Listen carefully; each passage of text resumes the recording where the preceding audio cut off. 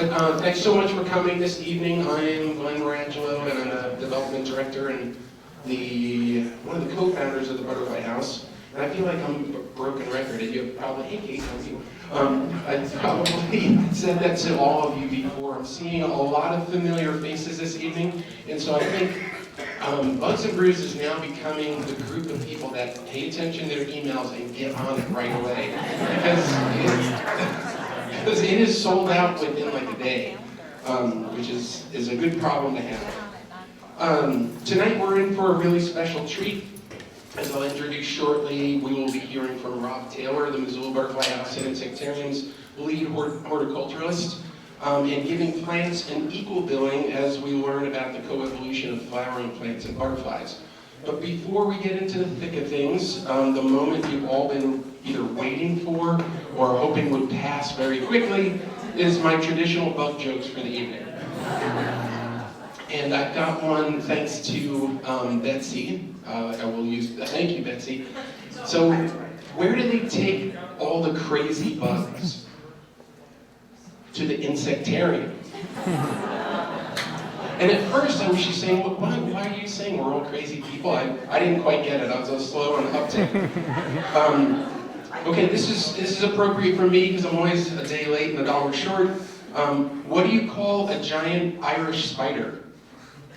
Patty Longlegs. Yeah. What positions do spiders play in baseball? The outfield, since they're great at catching flies.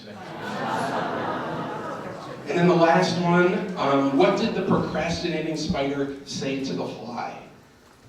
Catch you later. All right, so I thought I'd use the subject for tonight's lecture as on the coevolution of butterflies and flowering plants to make a clever segue to my sincere thank you to our friends at DraftWorks for donating all the beer and hard seltzer for our Bugs and Brews lecture today. So thanks everyone.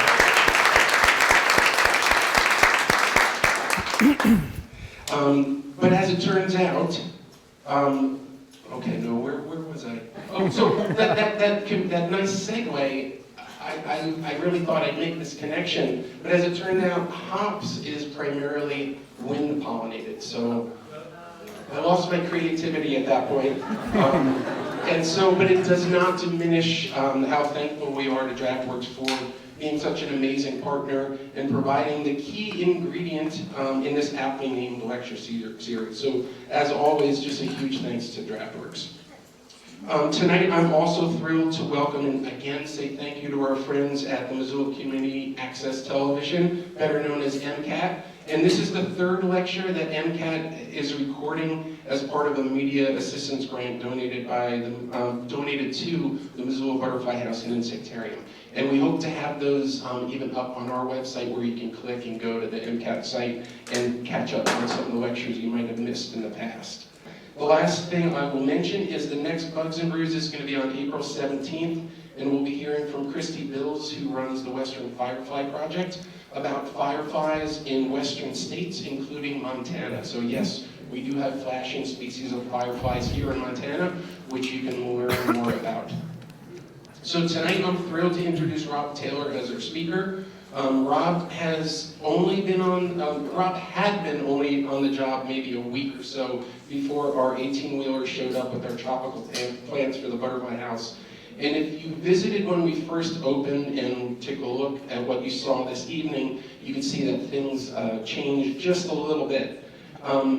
I have to say that Rob definitely has 2 green thumbs along with the remaining 18 digits on his hands and feet, because I truly never met somebody before that is so knowledgeable and passionate about plants. He's also been the talented eye and labor behind the amazing additions that we've made in the Butterfly House since we opened. So things like that incredible living plant wall, those massive hanging baskets that draw your eye upward, the Who's Flying Today board to let you know what butterflies you can find in the Butterfly House on each day, the carnivorous plant exhibit, and then a new project that's in the works that I decided not to mention just to keep the cat in the bag, so it'll be a little more of a surprise. But I will read Rob's bio as the introduction from our website, which really speaks to his sense of humor as well as the depth of his knowledge. In 4th grade, Rob gave a class presentation on carnivorous plants that sealed the deal on his passion for the plant kingdom, and in doing so, completely crushed dinosaurs as being the coolest things ever. Step aside, Triceratops. In his adult form, Rob has traveled from pole to pole exploring life's green things. While working for the United States Antarctic program, he grew veggies in Antarctica for scientific research stations and studied on a prototype growth chamber for NASA's Mars mission located at the South Pole. On the other end of the planet, he was sacrificially mauled by mosquitoes in Alaska while participating in an Arctic plant census. Now Rob spends time loving up on his elderly dogs with whom he practices the art of reduced speed hiking. He also aspires to have Missoula's best collection of totally ugly irises. Only the ugly ones. And with that, Rob Taylor.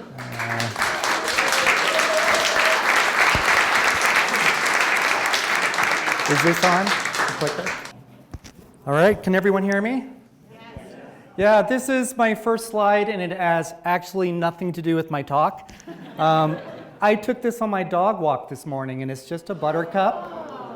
And for the plant people in the room, buttercups are the true harbinger of spring. So I know it was like snowing or groppling, as Mark Hake would say, but buttercups don't lie. So spring it is. All right, this is our talk.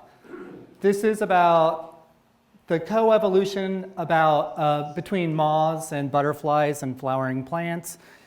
This is a huge topic, so this is really just going to be a very fast overview. This is a brand new talk for me, so I feel like I'm going to be feeling my way through it at the same time, but I actually feel like I'm the perfect person to give this. And it's because, as Glenn said, I work in the butterfly house, and my job is to take care of the plants, but also to take care of the butterflies. But I'm also on the floor all day long, and I'm talking with people, and I'm answering questions about butterflies or moths, and I'm sharing facts with them, little data tidbits with them. Sometimes people come in and they ask me about plants, and I share facts and tidbits about them too. And I really enjoy doing it. I've been a bug lover and a plant lover since I was a child. And I've really wanted a chance to talk about them. And I wanted to talk about them, and I've also wanted to talk about all of it, how immense and beautiful life is, and how it all interconnects. And so we're going to be kind of nibbling around the edges of this tonight. And I'll go in here. I'm going to start by just talking about some definitions. And some of these definitions are really so that if I get kind of tangled up in my language, you know what I'm talking about. But also some of this is just about trying to expand our minds so that we begin to think about these things in a different way, basically opening up our aperture of our brains. So this is a butterfly. This is a malachite butterfly. This is a common visitor to our butterfly house. I think it's totally beautiful. When it opens its wings, it's like lime electric green with black banding. To me, it looks like a green stained glass window. This is a moth. This is an atlas moth. This was also taken in the butterfly house. I enjoy this picture because of the kind of wonky antenna going on up there. It's like bedhead for moths. These two are butterflies and moths. These are the egg stage of butterflies and moths. These too are butterflies and moths. The spiky fellow at the top there is the larval stage, which we call caterpillar stage of the morning cloak butterfly. That's our state butterfly. This bottom juicy fatty right there is a tomato hornworm caterpillar. When I was at the University of Kansas studying, my job was to raise hundreds of tomato plants to feed tomato hornworm caterpillars. They turn into like a sphinx moth. They're used in a lot of chromosomal research because they just have ginormous chromosomes. These two are butterflies and moths. These are all in their pupal stage. So up above we have the pupal form, the chrysalises of paper kite butterflies, and over there we have a chrysalis of a monarch butterfly, and this is a cocoon of an atlas moth. This is really probably the biggest difference between moths and butterflies, is how they pupate. I show you these because it can be kind of confusing when we're talking about butterflies and moths, because we're using the adult phase name when we're talking about the group as a whole. I do it all the time. I'll be talking in my mind about caterpillars, and I'll be saying butterflies and moths. And this is the confusing part when you're talking about really any metamorphic animal. All right. This is a flowering plant. This is lantana. We have it in the butterfly house. It's a really popular nectar source with flowers, with butterflies, This is also a flowering plant. This is a maple tree in my mom's backyard. What looks like leaves there are actually little tiny flower clusters. These are also flowering plants. And the reason why I show these slides is because when I say flowering plants, we all associate that with flowers, of course. But plants were the last group of plants to, grasses were the last group of plants to evolve, major group. They had petals, and then they shed them through the evolutionary process. They're still flowering plants, but they have done away with petals. They are now wind pollinated. They don't need petals. They're not trying to attract pollinators. About roughly 90% of all terrestrial plants on Earth are flowering plants, which is an amazing thing. All right, this is something that I just want to throw out there to expand our thoughts. So this is a creature. It's a woolly mammoth, extinct woolly mammoth. This too is a creature, that little weevil. It's small, but it has the same life force in it that a whale has. This too is a creature. And I bring this up because we're going to be talking about the coevolution between an insect group and plants. And there's this human bias to somehow think of plants as maybe not being fully alive, like they are background or scenery for other living things, and that's really far from the truth. And if we don't shed that and begin to understand that plants are aggressive competitors for life on Earth, just like everything else, we will not be able to develop a 3D understanding of how life interacts with themselves. So plants are not passive, they're aggressive competitors, and oftentimes they are the puppet masters.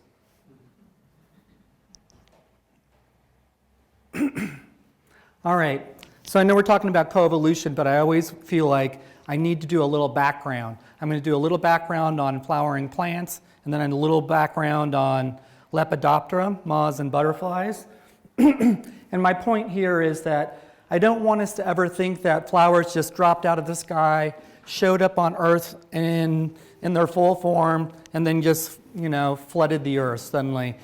These are changes that occurred over millions and really hundreds of millions of years. So this is it's not really a timeline. Well, actually, it is a timeline of flowering plants. And really, my point is to just show you how long it took to get from the first terrestrial plants, which were a green algae, 500 million years ago. And we moved to the first real land plants were the liverworts, 470, mosses and hornworts, 450, moved to club mosses, 400, ferns, and so right here is when we're getting into true vascular plants. Then we hit the gymnosperms, 319 million years, and flowering plants 200 million years ago. So you're going to notice that there's 350 million years ago between green algae, the first plant that was on land, although it's like in puddles and things. If I were to go even back in time to the first photosynthetic creatures on Earth, I would go back another 2 billion years. So 500 million to 200 million, and then 2 billion years back even further. And the reason why I wanted to show you is that we have these massive stretches of time, but as you can see, it kind of begins to speed up. And that's the way all life is. And the point of this whole slide is to basically show you all and to kind of wrap our brains around the fact that the more life there is on Earth, the more there is room for life on Earth.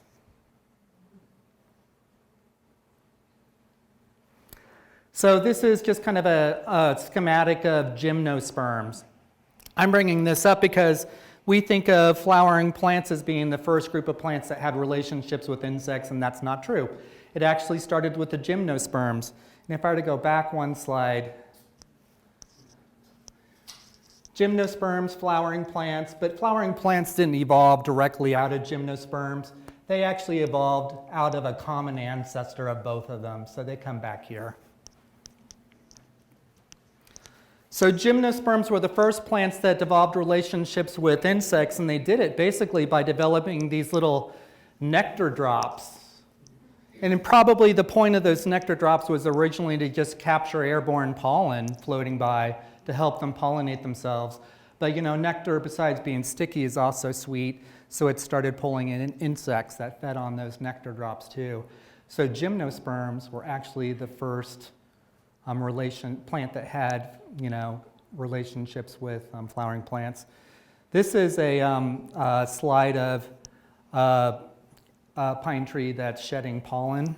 And I just wanted to point this out real quick because the advance between a gymnosperm and a flowering plant is that flowers conserve energy by targeting how they're pollinated, as opposed to a pine tree that has to shed massive amounts of pollen to try to pollinate. So by developing flowers, plants were able to target pollination and save a ton of energy. This is probably very similar to what the first flowering plant on Earth looked like. This is a magnolia blossom. Magnolias are ancient, ancient, ancient plants. The first flowering plants looked like magnolias, water lilies. This is a complete flower in the sense that it has both female and male sexual organs in it. What look like petals are actually non-defined. They're called tepals. They're neither petals nor sepals. But that's what the first flowering plant likely looked like. This is just a schematic of a complete flower. The bulk of flowers on Earth are complete flowers, meaning that it has both male anthers, female parts, ovary, stigma. The big advantage to that is that, let's say you are a seed that's made it to some island off by yourself somewhere. If you are a complete flower, you have the ability to pollinate yourself. Lots of plants on Earth, though, well, a minority of plants on Earth, though, separate. So sometimes they separate within the same plant, like corn has male tassels at the top and females down below. So they've separated their flowers, male and female, on a single plant. And then other plants like ginkgos will have whole plants that are male plants and whole plants that are female plants. All right, flowers. We have flowers on the scene. And now we're going to bring on insects. I'm trying to move through this fast because I want this to just be an overview, because I really want to get into the really super cool part of it all, which is the coevolutionary relationship, which is where I feel like so much life magic happens. So these are likely our first pollinating insects: beetles, flies. It makes a lot of sense because beetles and flies are both massive groups of creatures, especially beetles. They're also very, very ancient, so they've been around for a long time. That said, moths were probably, if they weren't right there at the beginning, they were very close.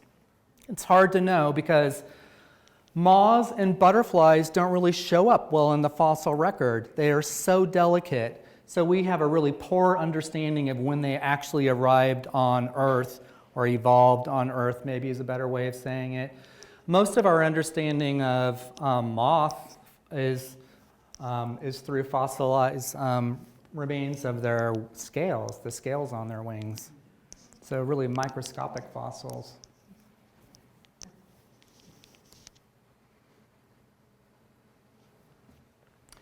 This is the evolutionary timeline of moths and butterflies. And I think it's funny when I put this up because I went way back with the plants and I started right here at caddisflies with moths and butterflies. Lets you know I'm really a plant guy.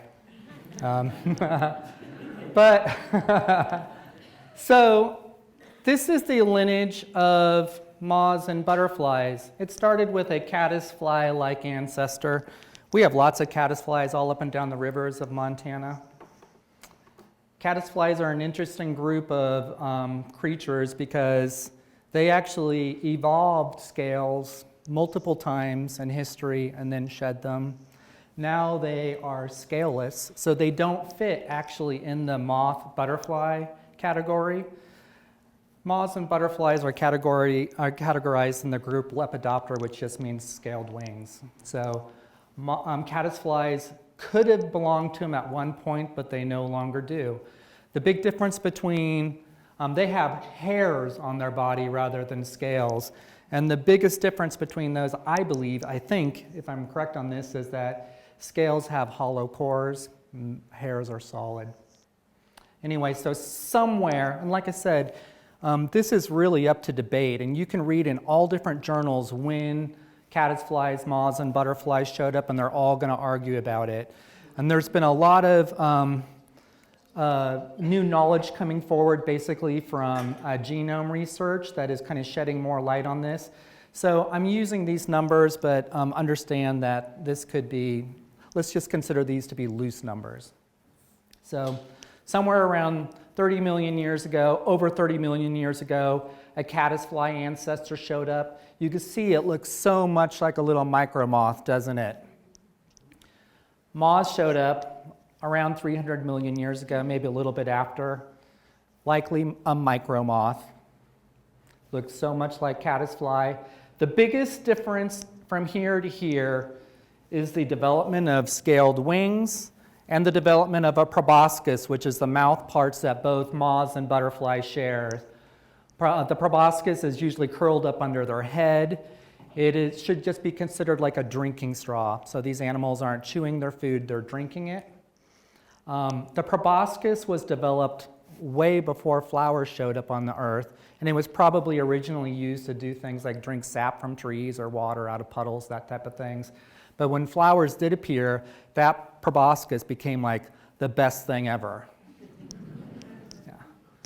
Flowers showed up 119, maybe 100 million years ago. Like I said, that's really debated.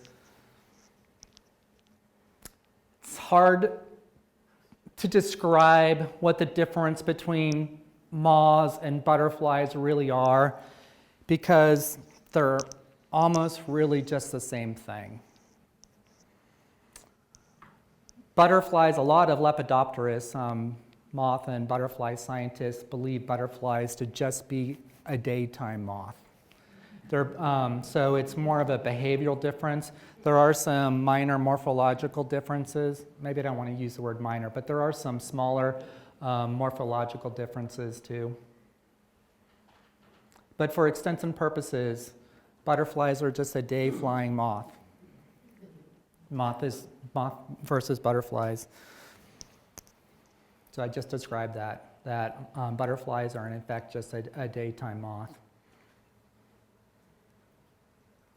So I wanted to illustrate this point by showing some unique examples. Here is a moth that we had in the butterfly house. This is called a Urania fulgens. You can see that it has the bright colors that we associate with moths. And it's because it's actually bizarrely a daytime moth. It flies during the day, so colors are useful for it. It can communicate with other moths using its colors. At night, that's not a really big deal, is it? Because it's dark. Well, here's an owl butterfly that's on Christian's face. It's eating Christian's face. It looks so much like a moth. It has those same dull colorations that we normally associate with moths.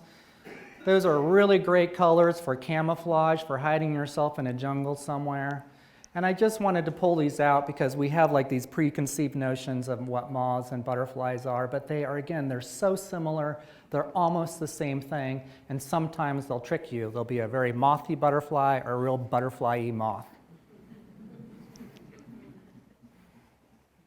All right, here we are at Coevolution. I'm so excited about this. I've been wanting to talk about this because I feel like I've been dancing, nibbling around this for a long time when I talk to people in the butterfly house. And it's because mostly people are coming up to me with specific questions. I answer them in a very specific way. I give them data about moths and butterflies. Sometimes people will come forward and they will ask me about the plants, and I'll give them specific information about the plants. But I'm never really joining the two of them. And when I don't do that, when I don't provide a background, or if I don't place them in an environment and talk about the other creatures on the planet that they interact with, I'm really providing a two-dimensional understanding of what they are. So tonight is a chance for us to open up and go a little bit more 3D. So here's a definition of coevolution. When two or more species evolve in response to each other. It's really important to note this bottom line is that it does not have to be mutual. It can be one-sided. It's basically a species responding to the presence of another species. Here's some types of coevolution. Mutualistic.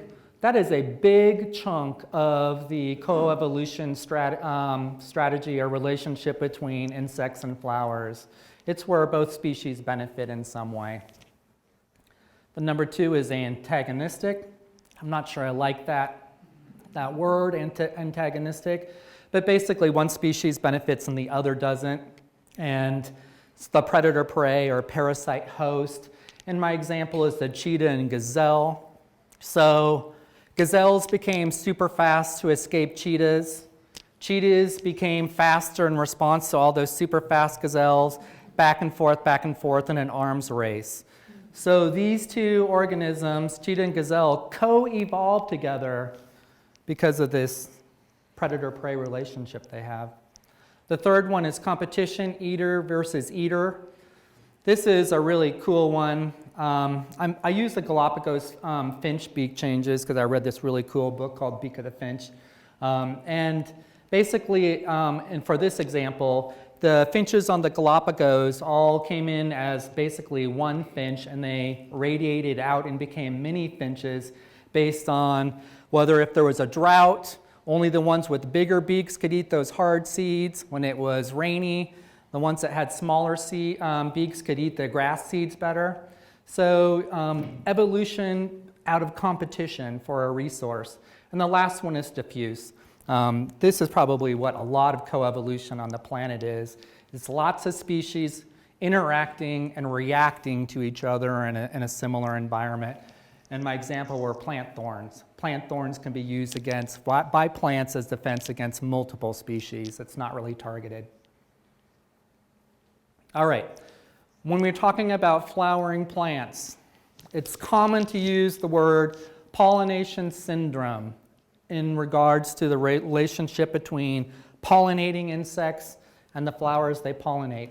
And I know it sounds like a disease, pollination syndrome, but it's actually just a predictive tool. So it's basically looking at flowers and the traits they are showing and making a prediction about what their most likely pollinators are and vice versa.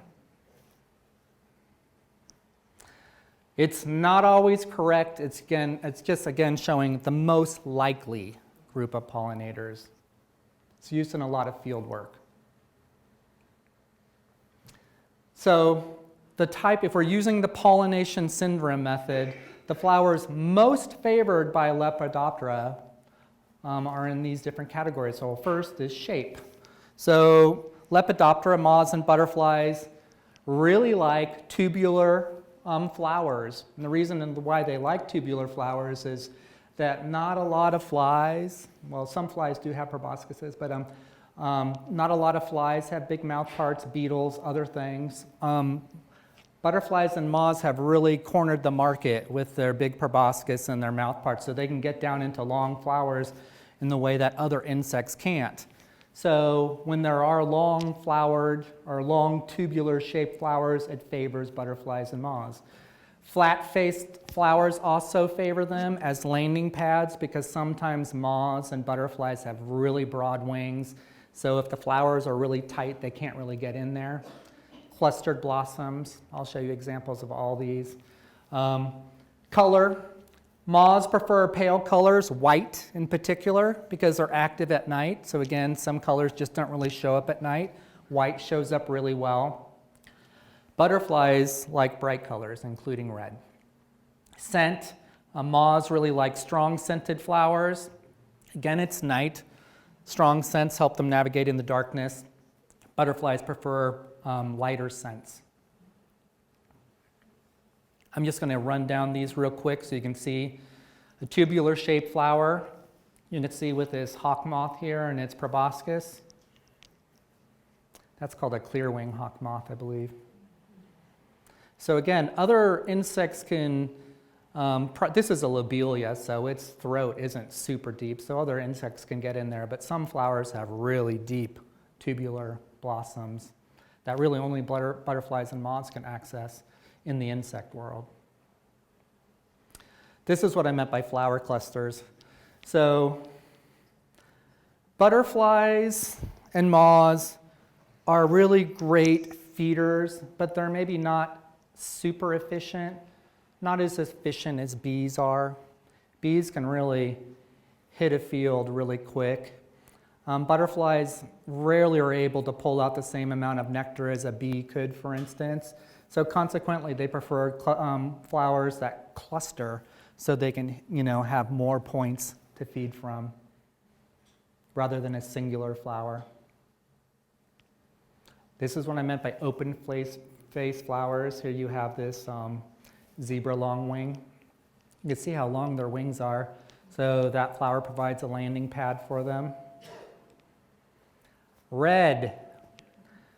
So butterflies, Lepidoptera are one of the only insect groups that can actually see the color red. So bees, for instance, don't have the ability to see the color red. It's not like it's invisible to them, but probably to them it shows up as something like the color black. But butterflies in particular can see the color red. They're a daytime animal, so they have really fantastic color vision. So when you see red flowers out there, they're generally targeting butterflies. And if they're not targeting butterflies, they're targeting hummingbirds. So again, this flower has co-evolved its coloration to attract this particular group of organisms, these creatures, butterflies. Lots of flowers have UV nectar guides that are basically our pathways showing where the nectar is. There's no point involving UV nectar guides if you're not trying to track an organism that doesn't have UV vision. Like it wouldn't really work on us. But butterflies and moths do have UV vision. So this is another example of coevolution making flowers more usable and attractive to butterflies and moths through body design. All right, I'm going to go one step further. These are evening primroses. I'm sure lots of you have them in your garden. They target moth pollinators. They're a nighttime flower. It shows the white coloration I was talking about that moths really like and can see in the dark. They have open faces, so big moths like sphinx moths and hawk moths can get down into them. They also emit a strong odor. They only do it at night. They only emit their odor at night. The blossoms open at night. So this flower is using behavior to target its coevolutionary partner, which are with moths. I think that's fascinating and really quite beautiful. All right. This is what I get asked by people quite a bit.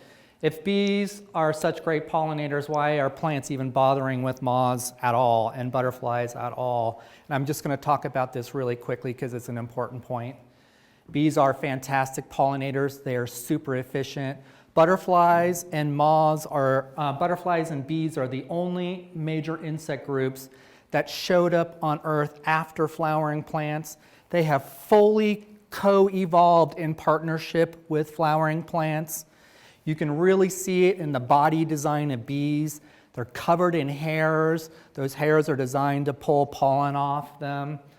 They have really pretty compact bodies, makes it easy for them to get into flowers.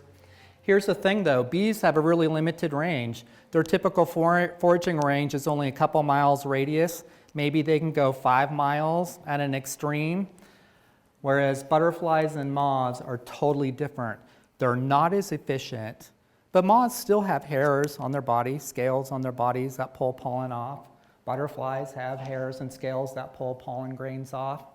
But the range is so much greater. And if you're an organism and your goal is to spread your DNA, you really want to take a look at butterflies and moths. Because, for instance, a moth can make a 600-mile flight, a single flight, 600 miles. So that's way different from a bee with a 1 to 2 mile radius, 5 max. That 600 miles is basically from here to Portland. So it's a huge difference. And it's reason why flowers are really drawn to wanting butterflies and moths as their pollinators. And they've really spent a lot of energy co-evolving to attract butterflies and moths. I'm going to talk about a couple group strategies of coevolution, coevolutionary strategies. And the first strategy I'm going to talk about is camouflage. I'm going to define camouflage as basically an organism that's taking on the appearance of things around it in the environment, plants, flowering plants, in order to hide itself from predators. Here I think this is a azure moth caterpillar. It's on a grass blade. I mean, totally invisible, right? You have another butterfly here that is on flowering buckwheat. I want to think that's a skipper, but I'm not entirely positive. I have it on my notes, but I'm not going to look at it right now. Yeah, so you can see how they have almost perfect camouflage. So the advantage to their plants themselves are zip, no advantage. But the advantage to the caterpillar forms are quite a bit. It's a big advantage. Just goes to show you again that coevolution doesn't have to be mutual. It can be very one-sided. Here's another great example of it. These are all chrysalises of owl butterflies. I mean, you know, we see them all lined up here artificially, so we're like, oh, something's going on. But if you saw just one of them hanging off of a twig in the jungle somewhere, you would likely just think it's a dead leaf. So here you have this moth species or butterfly species rather, that is using the environment of dead leaves around it to camouflage itself. Coevolution.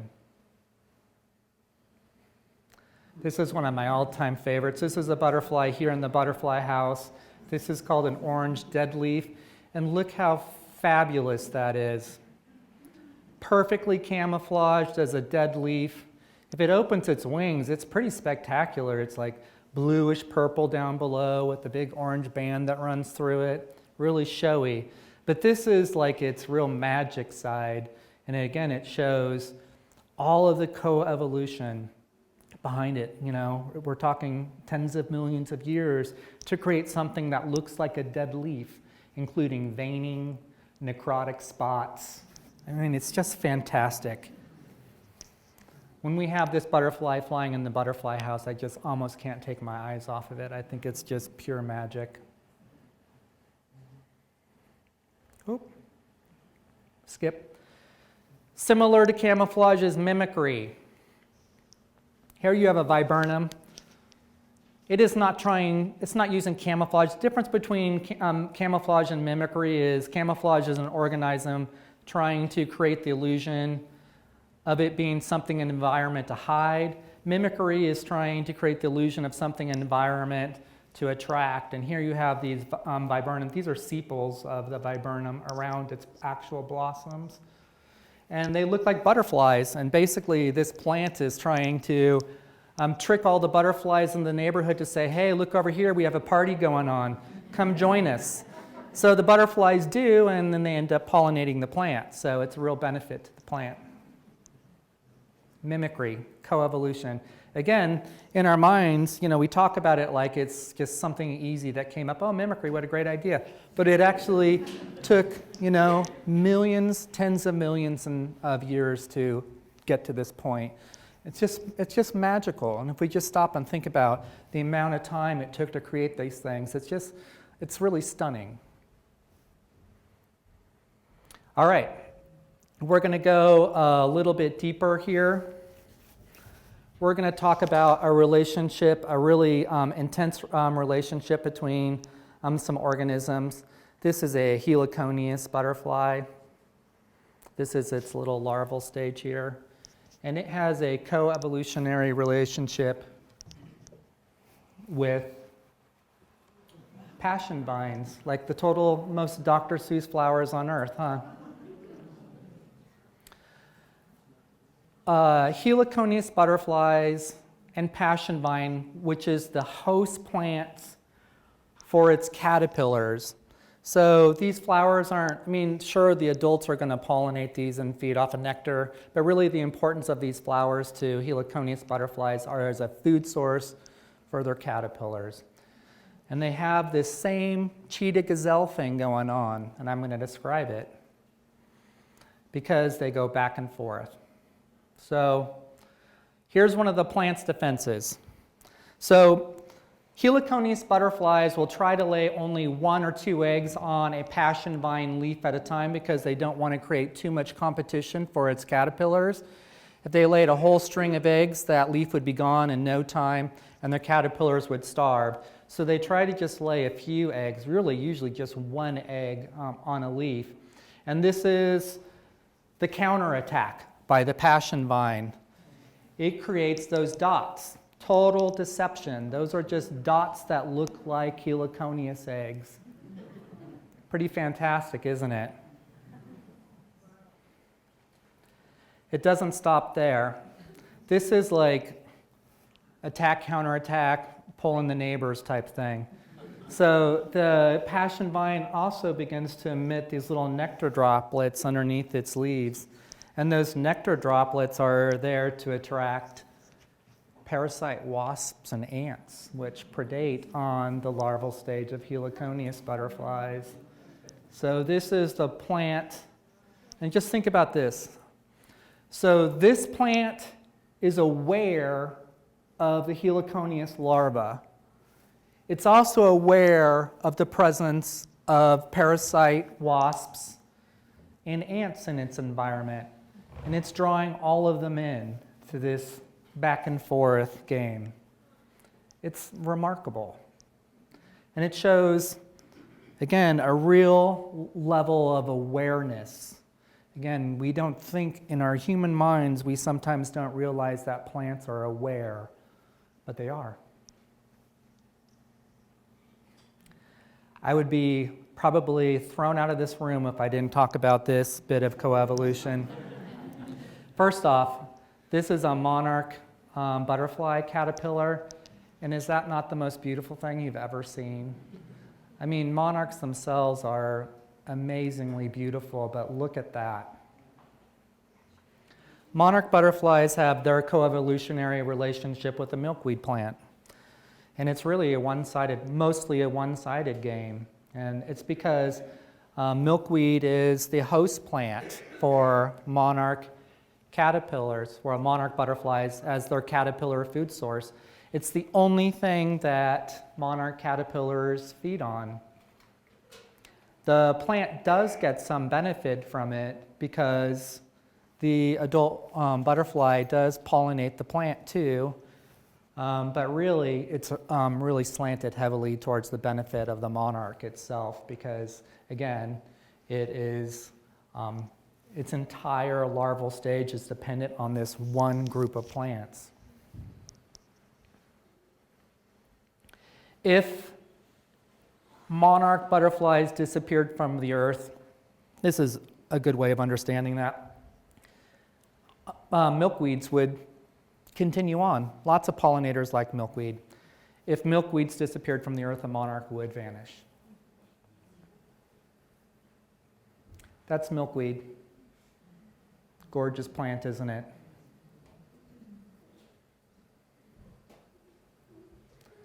Here's another really cool one. How do I want to talk about this? This is attack, counterattack, attack, counterattack, antagonistic, coevolution. This is a armyworm caterpillar here. It feeds on corn. That's its adult stage, which is a moth, sphinx moth. So corn has a lot of chemical defenses. Oh, I do want to say that one thing too about coevolution. I can't believe I didn't say this. One of the other coevolution little bits of miracle involved in a monarch butterfly is that milkweed has tons of chemicals that it uses as a counter defense against herbivores, against insects feeding on it, and it really deters a bunch of them. And yet the monarch has evolved, so co-evolved, the ability to resist those chemicals. And not only resist it, but it can actually pull it into its body, concentrate it, and hold it in its body. So it is now toxic to other predators that might want to eat it. And it will transfer that to its adult stage too, to its butterfly stage. So the butterfly too is toxic to predators. Pretty fantastic, huh? We'll go here.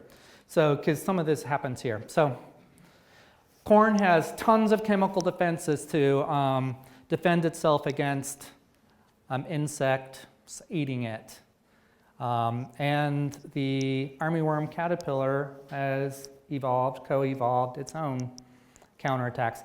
One of the things it does is it when the plant senses, because plants are aware, when it senses it's coming under attack from armyworm caterpillars, it'll begin to flush its leaf with its chemical defenses, things that are poisonous to the caterpillar. The caterpillar has a couple cool tricks. One is that it'll chew a line at the base of the leaf so that the chemicals may flush, but they can't get through the whole leaf, and so it can continue feeding. It also has an acid in its saliva, and the acid confuses the plant so it knows it's under attack, but it can no longer tell where it's coming from. Do I push chemicals over here or chemicals over here? And then this is the other last one, which is so cool. So this is the caterpillar frass, poop. It builds up in the crevices of corn, and it sheds chemicals that trick the corn into thinking that it's not being attacked by armyworm caterpillars, but it's under assault by funguses. So instead of pushing chemicals through its leaves to protect itself from insects, it pushes chemicals through its leaves to protect itself from fungus instead. And so the caterpillar gets away with it. Pretty awesome, huh? I love it. So not nice. Yeah. All right, this is a plant that you can find even in our area, and there's a lot of domestic cultivars of this plant. This is flowering tobacco. It has a coevolutionary relationship with moths, and it has some other cool things too going on. You can tell this is a moth flower. It's white, easy to see at night, tubular. It really favors organisms that have a long mouth part, a proboscis. It loves being pollinated by moths because, again, moths have this huge range. What a great way to spread its pollen far and wide. So the problem with it for the flowering tobacco and the moth game, though, is that the moths don't just pollinate this plant, they lay eggs all over it, and the caterpillars come out and they chow down on this plant, so that no longer becomes as fun for the plant.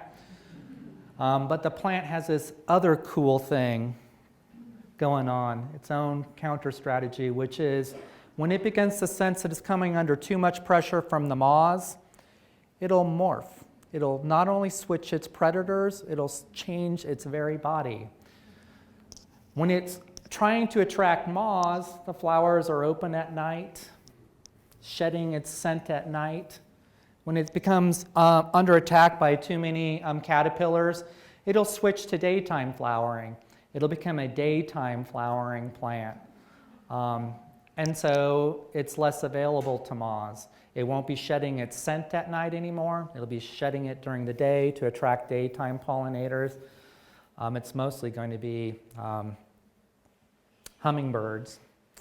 And here's the other cool thing about it, is it'll shift its body. So it'll begin to lengthen, it'll drop its blossoms and begin to grow even longer blossoms, tubular blossoms, that are really great for hummingbirds, but are too long for many of the moths. I love that. That's so wild.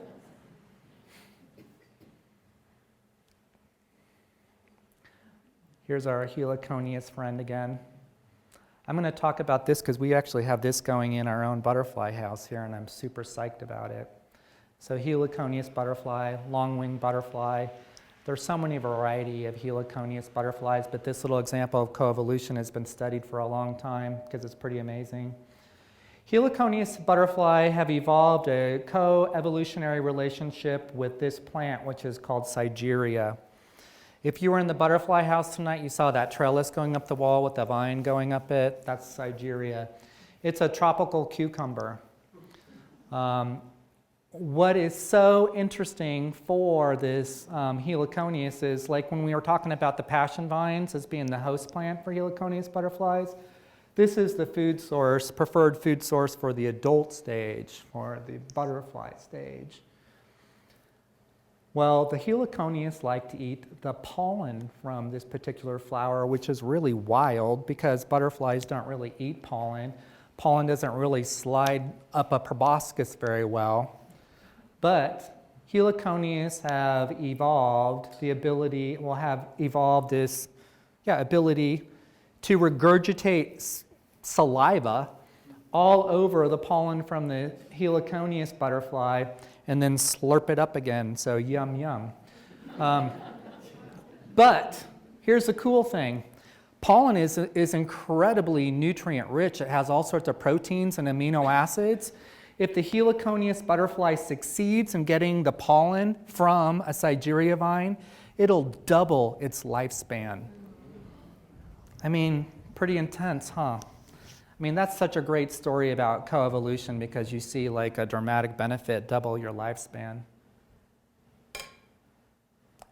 Oh, by the way, I don't know if Glenn is in here. Oh, Glenn, that Sigeria is just beginning to blossom too. Here's another super cool one. This is a yucca. There's yuccas all over the west and southwest of the U.S. There's yuccas here in Montana. Yuccas are pollinated by a couple genuses of moth. We'll call them yucca moths. I'm not going to. They're tiny, like these little moths. You can see these moths right here. They're like way smaller than my thumbnail. Yucca moths are the only pollinators of yucca plants. And this is not just a mutualistic example of coevolution. This is called an obligate coevolution. Obligate means that they become totally reliant on each other. Neither of these organisms can live without the other. And this is how it happens. And this is so wild. So the yucca moth will mate. The female will mate on the flower of a yucca plant, and when she's done, she will go up to the anthers and she will gather the pollen from those anthers and build it into a little ball, and she'll like shove it underneath her head, and then she will fly off to another yucca plant, and she will look for a yucca plant that doesn't have a lot of moth activity because she wants to lay her eggs and she wants like full reign of that yucca plant. When she finds a blossom, a plant that she likes, a blossom that she likes, she'll like drill a little hole into the ovary of that plant and she'll deposit her eggs. But here's the super cool part, is when she's done doing that, she will go up to the stigma, the female part of that flower. She will take that ball of pollen out from underneath her chin and she will directly pollinate that plant. Like she's a little farmer girl. And the reason why is that the yucca seeds are the sole food source for the yucca moth. So she's making sure that that plant is going to develop seeds for her larva. It's pretty wild. To me, I think it may be the only example of an insect directly and purposefully pollinating something in the wild. Neither of these organisms can live without the other. If one disappears from the earth, they're both going to disappear from the earth. It's stunning to my brain. You know, when I learn and think about things like this, like my brain kind of stutters on it a little while because it's almost too big for my mind to encompass. I'm going to end my talk tonight with this example, and I kind of have to do it because this is a really famous example of coevolution involving the two evolutionary giant scientists of the world, which were Charles Darwin, and Alfred Wallace. So Charles Darwin was mailed a sample of this orchid, star orchid. And the crazy thing about the star orchid is it has this nectar tube here that goes so far down, and the nectar is all the way down here at the end. What in the world can pollinate that? At the time, there was no known pollinators from it, and so no one knew what would actually pollinate the star orchid. And Darwin and Wallace theorized that there had to be a moth pollinator out there that had a proboscis that was so long. To let you know the length of these can be like 19 inches, so they're super, super long. So they were only theorizing, speculating that there had to be a moth in the world that had a proboscis this long. And there was a lot of pushback from, the scientific community at that time, thinking, no way. But they were right. It wasn't discovered until after Darwin had died. 20 years after Darwin had died, they actually found this moth. It's now commonly called, so this is commonly called Darwin's orchid, and this is commonly called Wallace's moth. It's fun. It's a hawk moth. Pretty amazing. So and Wallace came up with most of this theory is, how did this thing happen? How did this little bit of coevolution, how did this dance happen? And basically it happened, and they were right, is inside of the blossom itself, just a few centimeters down, there's where the pollen cluster is. And in order for the flower to be pollinated, it really needs to make that moth stick its head really deep in it. And so it started making its nectar source really far down to really make it so that the moth had to jam its head down in there to get covered with all the pollen. But the moth responded by developing a really long proboscis. And so this push-pull started happening. And they think that this is basically the extreme limit that either of these organisms could go without getting to the point where they just couldn't make that energy expenditure anymore. Among other things, if that proboscis is any longer than that, it's going to be too unwieldy for that moth to even fly.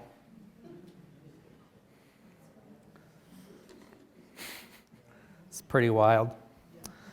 So before I end, I want to talk just really briefly, and I know this is kind of a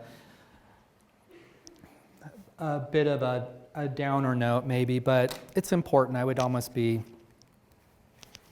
in error if I didn't bring it up. It's important for us to understand coevolutionary relationships between flowering plants and their insect partners. And the reason why is that both of them are under threat in today's world. And like we were talking, here's another great example of this is if this moth disappeared from the world, so does this orchid. you need to know about these relationships if you're going to conserve species that are endangered. And to kind of give you an idea of, like when I talk about it, it's actually really serious. 40% of flowering plants on Earth today are endangered are threatened with being endangered. So 40% of flowering plants, the most massive plant group on Earth, and 40% of them are at risk of becoming endangered. I don't know if any of you saw all these articles that were coming in, like the New York Times this past week. Maybe it was the week before. It was a new study that came out and said that there's been a 20% drop in number of butterflies in North America in the last 20 years. And they're speculating that by 2050, that'll be a 50% drop in the number of butterfly species in North America. So when you want to talk about conservation, about any of these organisms, you have to have a 3D understanding of them. You need to be able to understand them and also how they interact with their environment, including their coevolutionary partners, because there's no point in saving one of them if the other vanishes. It means they'll both vanish. Yeah. Anyway, thank you so much for listening to me on this talk. Yeah.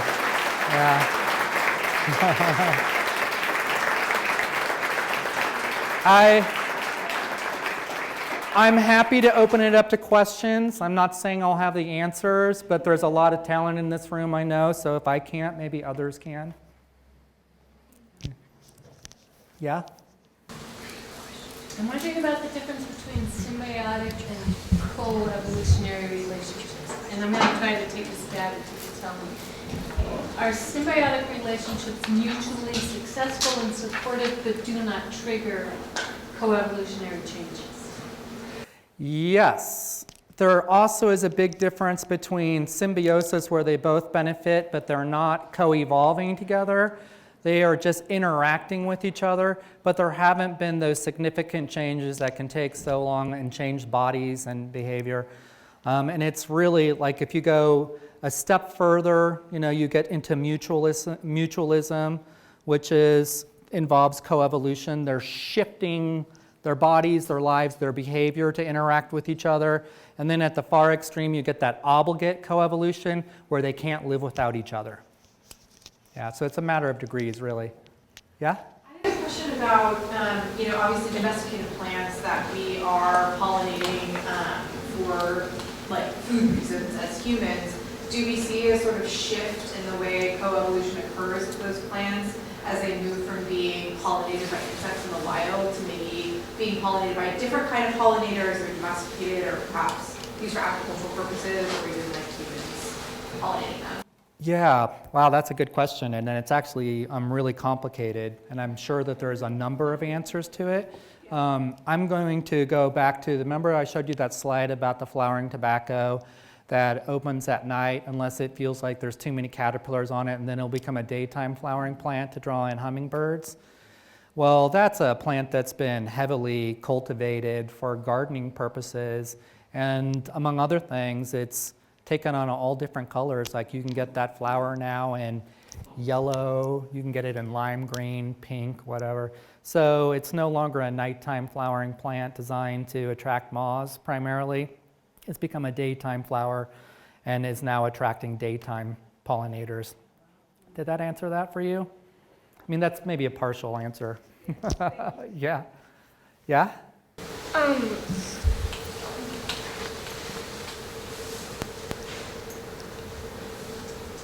What are some good plants for attracting different kinds of butterflies in Montana? That is such a good question. There are so many great plants that you can plant in your garden that are going to benefit not only butterflies, but lots of pollinators. I already mentioned milkweed as being important to the monarch butterfly, but all pollinating insects love it. Other plants that are good are anything in the aster family, composite flower, cone flowers like echinacea. Those are attractive to lots of things, phlox. But here's anything in the mint family too. But here's the trick when you're designing a garden that you're really wanting to support pollinators with.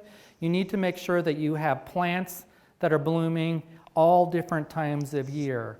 It's not that beneficial for to have a pollinating garden where all the flowers are only blooming in the spring, for instance, because those insects need food through summer months, late summer into the fall too. So it's better to make sure that when you're looking at plants to choose ones that bloom throughout the season. Select plants that can bloom or stagger them so you always have something in bloom.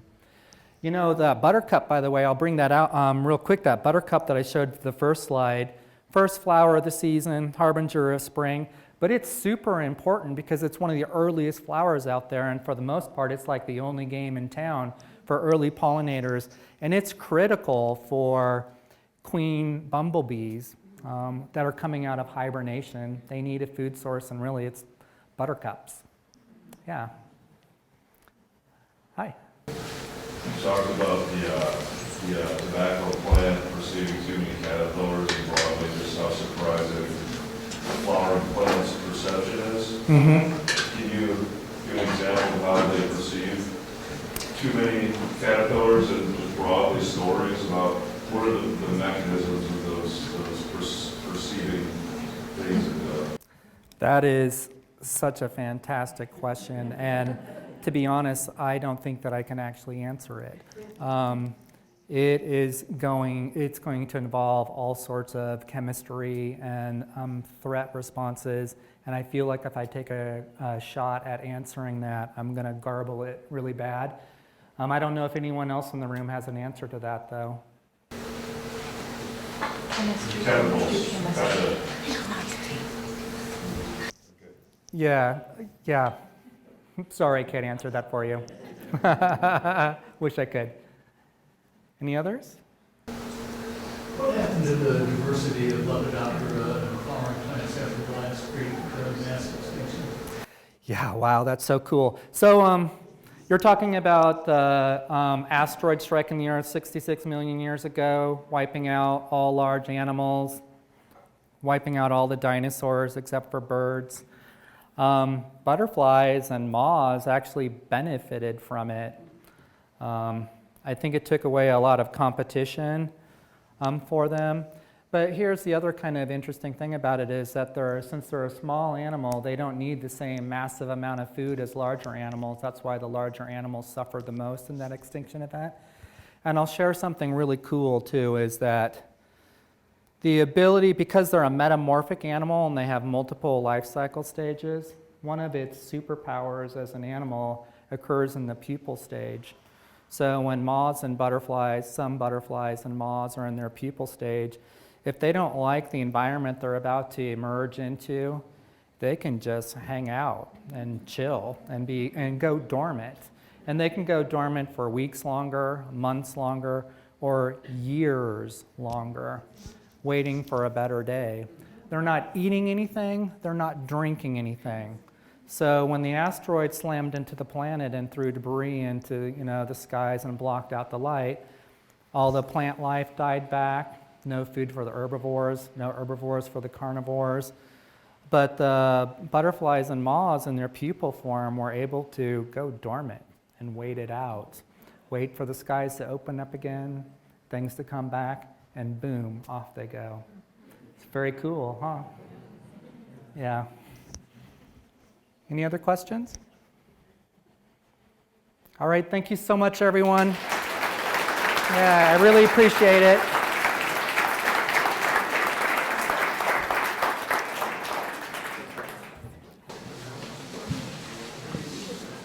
All right, I guess that's all we've got for tonight. I don't know, we need to change Rob's title from like horticulturist to like a nature guru or something like that. Sorry. But thank you all for coming tonight. Next Bugs Brews is April 17th, and so just keep an eye out on your email, which you all seem to do pretty well. So thanks so much.